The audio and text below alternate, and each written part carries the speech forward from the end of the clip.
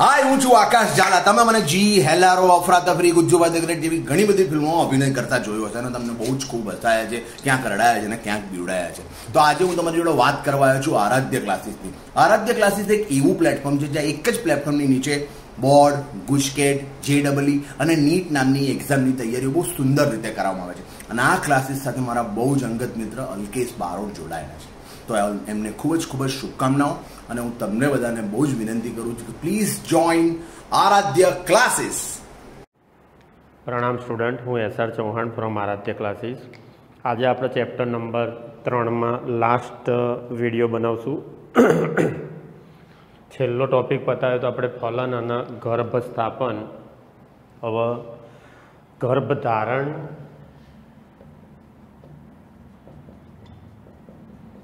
અને ગર્ભીય વિકાસ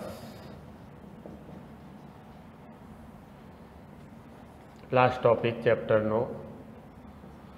ગર્ભધારણ સમયે આપણે કીધું મોરુલા ગર્ભ શેમાં ફેરવાય? ગર્ભકોષ્ઠ કોથળીમાં ફેરવાય। એમ ગર્ભકોષ્ઠ કોથળીની રચનામાં સૌથી બહારની બાજુએ પોષક કોષોનું સ્તર હતું, એક સ્તરીય, અને અંદર અંતઃકોષ સમૂહ હતો। એમ તો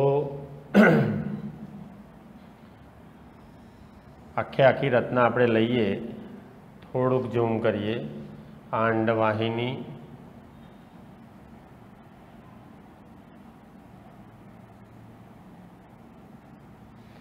ગર્ભાશયની દિવાલમાં આપણે 3 પડ કીધા હતા। સૌથી બહારની બાજુએ એપિમેટ્રિયમ, વચ્ચેનું માયોમેટ્રિયમ અને અંદરનું એન્ડોમેટ્રિયમ। હવે મોરુલા ગર્ભ જે હતો એ આખો ગર્ભકોષ્ઠ કોથળીમાં રૂપાંતરિત થાય। હવે આખી રચના તમે લો તો આખી રચનાની અંદર આ ગર્ભકોષ્ઠ કોથળીની રચના,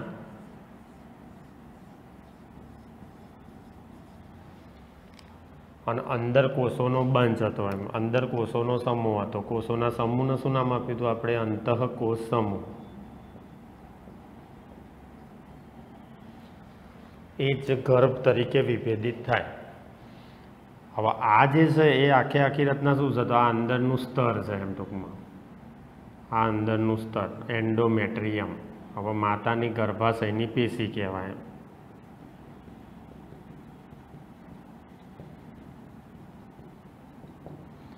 ગર્ભાશયની પેશીઓ। તો ગર્ભધારણની શરૂઆતમાં આને શું નામ આપ્યું હતું આપણે? અંતઃકોષ સમૂહ।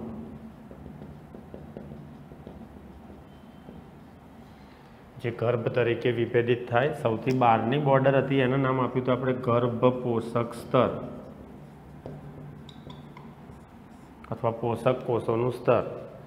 તો ગર્ભધારણ સમયે ગર્ભ પોષક સ્તર અથવા પોષક કોષોના સ્તર ઉપરથી એ આંગળી જેવા પ્રવર્ધોમાં ઉપસી આવે। એમ ટૂંકમાં આંગળી જેવા પ્રવર્ધો। એમ બસ આવા આંગળી જેવા પ્રવર્ધોનું નિર્માણ થાય। એમાંથી શું કહેવાય? આના આંગળી જેવા પ્રવર્ધોના જરાયુજ અંકુર તરીકે ઓળખવામાં આવે। આ શું છે? આ જે અંદરનો ભાગ છે આખો, તો આ માતાની ગર્ભાશયની પેશી થઈ। એમ ટૂંકમાં આટલો ભાગ, એમ આ ગર્ભાશયની પેશી, અને ગર્ભ પોષક સ્તર ઉપરથી આંગળી જેવા અંકુરો ઉપસી આવે, જેને જરાયુજ અંકુર તરીકે ઓળખવામાં આવે। આ આંગળી જેવા પ્રવર્ધો એ માતાની ગર્ભાશયની પેશીઓમાં જાય અને ત્યાંથી ગર્ભ પોષક સ્તર, શબ્દમાં જ જવાબ છે, એમ ગર્ભને પોષણ આપતી રચના કહેવાય। એમ તો આ જે આંગળી જેવા પ્રવર્ધો, જરાયુજ અંકુર, માતાની ગર્ભાશયની પેશી, આ બંને કમ્બાઈન થઈ અને રચનાત્મક અને ક્રિયાત્મક એકમ બનાવે। એ એકમનું નામ આપવામાં આવે જરાયુ, પ્લેસન્ટા તરીકે ઓળખવામાં આવે। તો જરાયુની રચનામાં શું થયું? જરાયુ એટલે કેટલો ભાગ થયો કહેવાય? જરાયુ એટલે તમારે યાદ રાખવાનું ગર્ભ પોષક સ્તરના આંગળી જેવા પ્રવર્ધો, જેને જરાયુજ અંકુર કહેવાય, અને માતાની ગર્ભાશયની પેશી, આ બંનેને સંયુક્ત રીતે શું નામ આપવામાં આવે? પ્લેસન્ટા અથવા જરાયુ। આ ભ્રૂણ છે। હવે જરાયુ શું કરે? તો જરાયુ આ આખો ગર્ભ જે છે અંતઃકોષ સમૂહ આને થોડો આ સાઈડ રાખીએ આપણે, સપોઝ આ અંતઃકોશ સમૂહ અથવા ગર્ભ કહેવાય. જરાયુ શું કરે? તો જરાયુ માતાની ગર્ભાશયની પેશીઓમાંથી ઓક્સિજન અને પોષક ઘટકો ભ્રૂણને પૂરા પાડે. આનું નામ આપી દઈશું આપણે ભ્રૂણ, એમ્બ્રિયો. અને આ જે ભાગ બને બંનેની વચ્ચે પાછી એક રચનાનું નિર્માણ થાય એમ ટૂંકમાં. બસ આ જે રચના બની, આ રચનાનું નામ આપવામાં આવે ગર્ભનાળ. તો લાઇનસર શું જોડાયેલું કહેવાય? લાઇનસરનો ક્રમ લખો: ભ્રૂણ, પછી ગર્ભનાળ, પછી જરાયુજ અંકુર,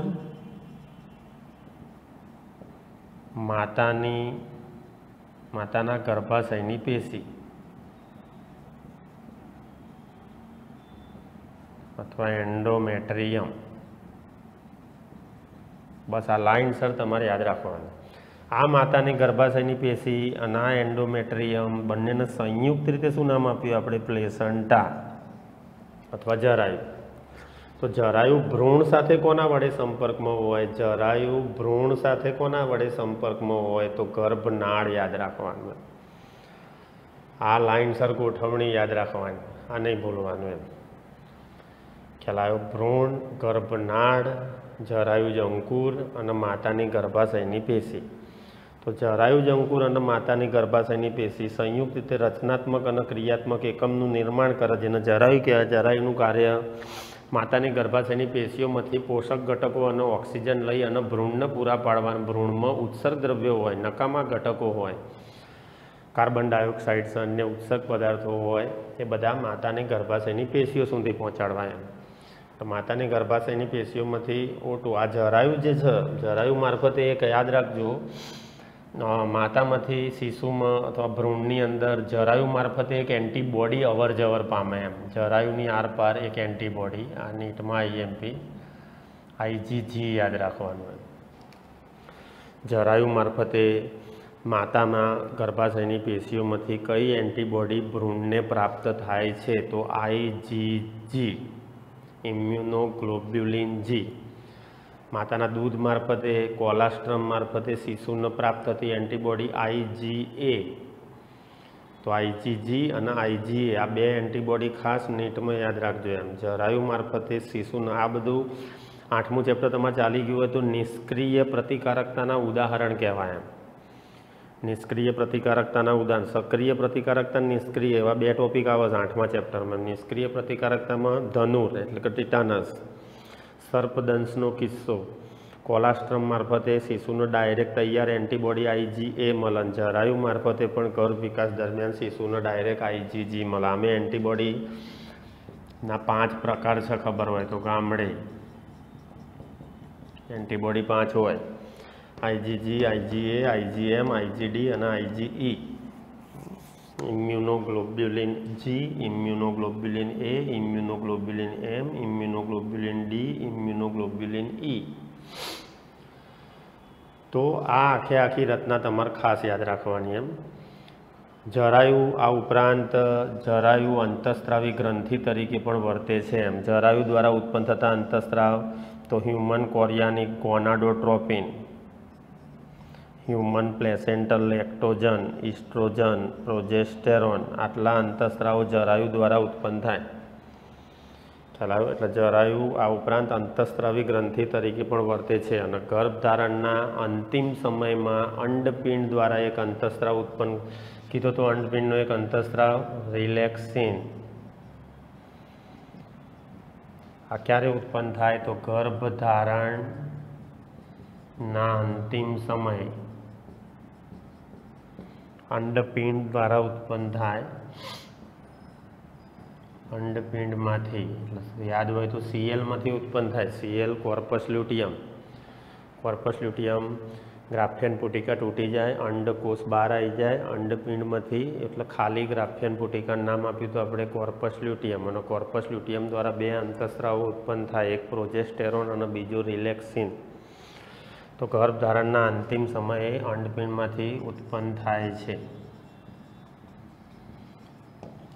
ખાલી માત્ર ગર્ભ ધારણ સમયે ઉત્પન્ન થતા અંતઃસ્ત્રાવો 3 યાદ રાખવાના.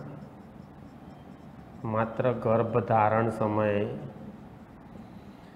હ્યુમન કોરિયાનિક ગોનાડોટ્રોપિન, હ્યુમન પ્લેસેન્ટલ લેક્ટોજન અને રિલેક્સિન, આ 3 જ અંતઃસ્ત્રાવો ઉત્પન્ન થાય. આ સિવાય આ અંતઃસ્ત્રાવો ઉત્પન્ન ના થાય.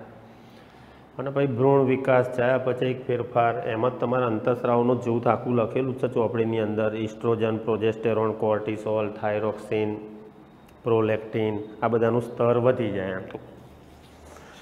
એ ગર્ભાવસ્થાની જાળવણી માટે, ચયાપચયિક ફેરફારો માટે આવશ્યક છે. તો એ એક મુદ્દો આપેલો છે. તો રિલેક્સિન ગર્ભધારણના અંતિમ સમયે અંડપિંડમાંથી ઉત્પન્ન. માત્ર ગર્ભધારણ સમયે ઉત્પન્ન થતા અંતઃસ્રાવનું જૂથ તો 3: હ્યુમન કોરિયાનિક ગોનાડોટ્રોપિન, હ્યુમન પ્લેસેન્ટલ લેક્ટોજન અને રિલેક્સિન. તો આટલું થયું તમારા. હવે આખું પોષણ મળી જાય. આખી લાઈન સર યાદ રાખજો. આ ગોઠવણી મોસ્ટ IMPM. આ લાઈન સર ગોઠવણી થઈ કહેવાય. એટલે જરાયું, આટલા ભાગને કહીએ આપણે જરાયું, આને કહીએ ભ્રૂણ. જરાયુમાં 2 આવે: જરાયુ જ અંકુર અને માતાની ગર્ભાશયની પેશી. બંનેને સંયુક્ત રીતે પ્લેસન્ટા કહેવાય. તો જરાયુ ભ્રૂણ સાથે શેના વડે સંપર્કમાં હોય? જરાયુ ભ્રૂણ સાથે શેના વડે સંપર્કમાં હોય? તો જવાબ ગર્ભનાળ. ગર્ભનાળ દ્વારા એ ટચમાં હોય. બીજું, પછી આપણે ત્રિગર્ભસ્તરી પ્રાણીઓ છીએ. એમ ટૂંકમાં પોષણ મળતું જાય એટલે આ જે અંતઃકોષ સમૂહ છે એ અંતઃકોષ સમૂહનો અવવિકાસ થાય. હવે એ જરાયુ મારફતે શિશુને પ્રાપ્ત થતી એન્ટીબોડીનું નામ આપો તો યાદ રાખજો, એન્ટીબોડી IgG.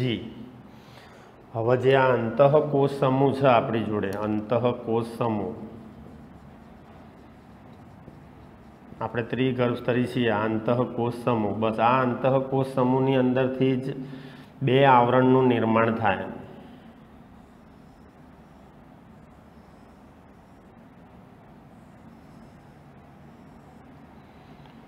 દાખલા તરીકે અંતઃકોષ સમૂહના કેટલાક કોષો આ રીતે એક સ્તરમાં ગોઠવાય.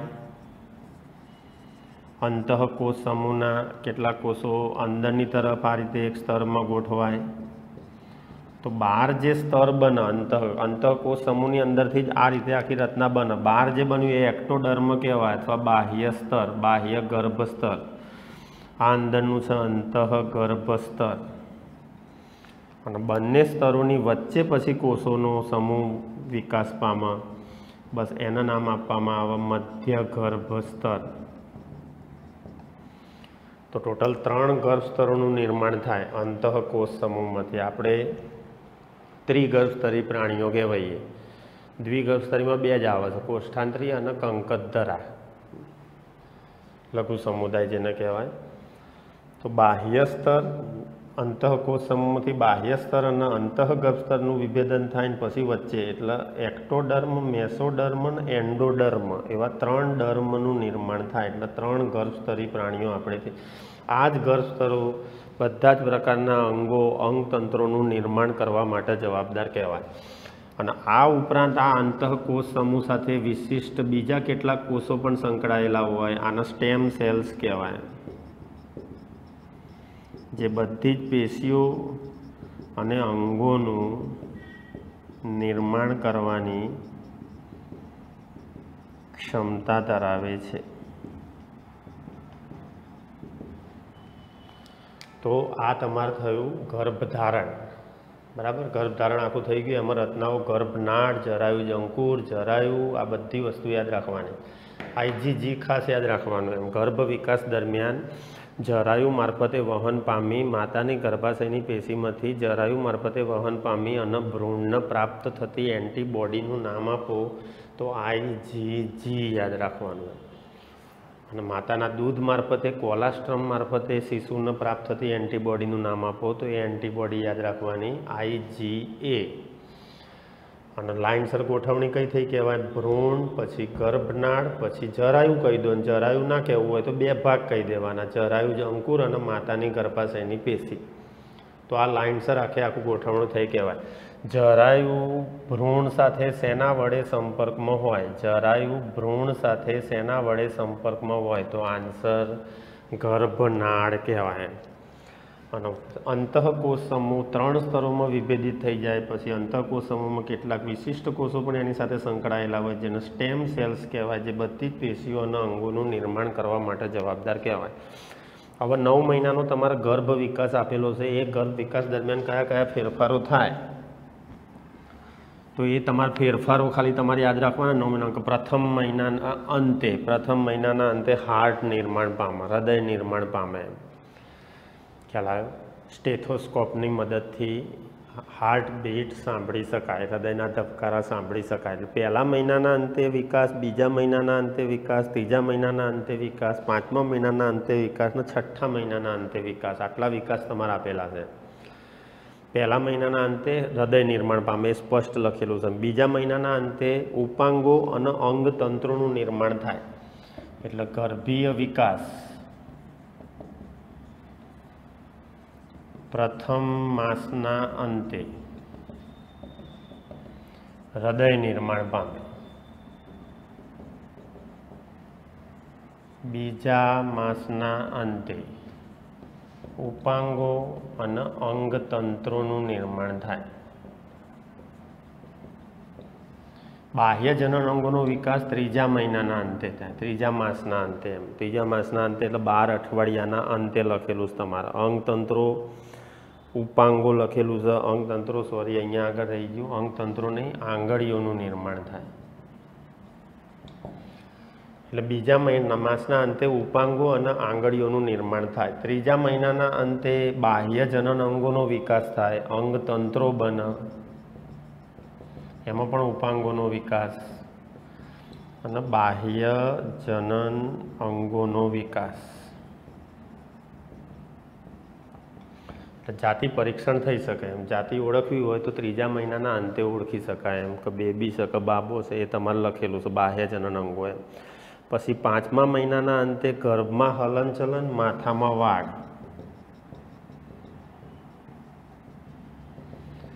ગર્ભમાં પ્રથમ હલનચલન અને માથા પર વાળનો વિકાસ.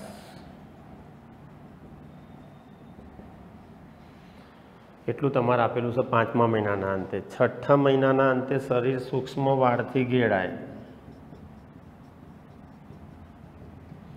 શરીર સૂક્ષ્મ વાળથી ઘેરાય, પોપચા અલગ પડે આંખોમાં, પોપચા અલગ પડે, પાંપણોનું નિર્માણ થાય. આટલા વિકાસ આપેલા છે. પાંપણોનું નિર્માણ થઈ ગયું, પોપચા અલગ પડે, એ બધું આખું શરીર સૂક્ષ્મ વાળથી ઘેરાય આખું આવી ગયું. 9 મહિનાનો ગર્ભ વિકાસ થાય. 9મા મહિને તો બાળક ડિલિવરી માટે તૈયાર થાય, પ્રસૂતિ માટે તૈયાર થાય, એટલે બાળકના જન્મ થવાની સંભાવના પછી મૂકી શકે. આટલા ફેરફારો તમારે ગોખી મારવાના. આની અંદરથી એકાદો ફેરફાર આવી શકે એમ નેટની અંદર. તો આ આખું ગર્ભીય વિકાસ થયું કહેવાય. પેલું આગળનું આપી લીધું એ ગર્ભધારણ થયું કહેવાય. હવે 9 મહિનાનો આખો ગર્ભ વિકાસ થઈ જાય પછી ડિલિવરીની સંભાવના મુકાય, પ્રસૂતિની સંભાવના મુકાય કે બાળક કઈ રીતે પછી કયા અંતઃસ્ત્રાવો એમાં ફાળો આપે. એટલે હવે આ પાઠની અંદર લાસ્ટ ટોપિક તમારે બાકી રહ્યો પ્રસૂતિ અને દુગ્ધસ્ત્રાવ.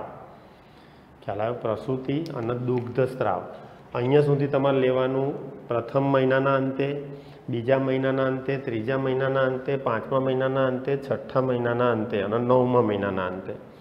તો આ આખી રચના તમારે જે આપી એ બધી અમુક મહિના આમાં મિસિંગ છે એમ. પણ આપણી ચોપડી પ્રમાણે જોડકા જોડોની અંદર આવે એમ કે ગર્ભીય વિકાસ, સમયગાળો, નિર્માણ પામતી રચના ABCDEFGH. આ બાજુ સમયગાળો આપેલો હોય, માસ લખેલું હોય, આ બાજુ વિકાસ પામતી રચનાઓ લખેલી હોય એમ. તો જોડકા જોડોની અંદર આ પ્રશ્ન આવી શકે એમ. અને પેલી જે આગળ મેં આકૃતિ દોરાઈ IgG છે, ભ્રૂણ છે, પછી ગર્ભનાળ છે, પછી જરાયુ છે, એ લાઇનસર આખું યાદ રાખવાનું. જરાયુ દ્વારા ઉત્પન્ન થતા અંતઃસ્ત્રાવોના નામ યાદ રાખવાના. કયા અંતઃસ્ત્રાવો માત્ર ગર્ભીય ગર્ભ વિકાસ દરમિયાન ઉત્પન્ન થાય તો એ અંતઃસ્ત્રાવોનું જૂથ પણ યાદ રાખવાનું એમ. ચયાપચયિક ફેરફારો સમગ્ર ગર્ભીય અવસ્થાની જાળવણી માટે માતાના રુધિરમાં કયા કયા અંતઃસ્રાવોનું સ્તર ગર્ભ વિકાસ દરમિયાન વધી જાય છે, તો કોર્ટિસોલ, પ્રોજેસ્ટેરોન, એ બધા અંતઃસ્રાવો તમારે લખેલા છે, એ બી યાદ રાખવાના. તો હવે આ પાઠની અંદર લાસ્ટ ટોપિક તમારે બાકી રહ્યો ડિલિવરીનો એમ, એટલે કે પ્રસૂતિ અને દુગ્ધસ્ત્રાવ. એટલે આ ચેપ્ટર સંપૂર્ણપણે પૂર્ણ થઈ જાય એમ, એ આપણે નેક્સ્ટ વિડીયોની અંદર ભણીએ એમ.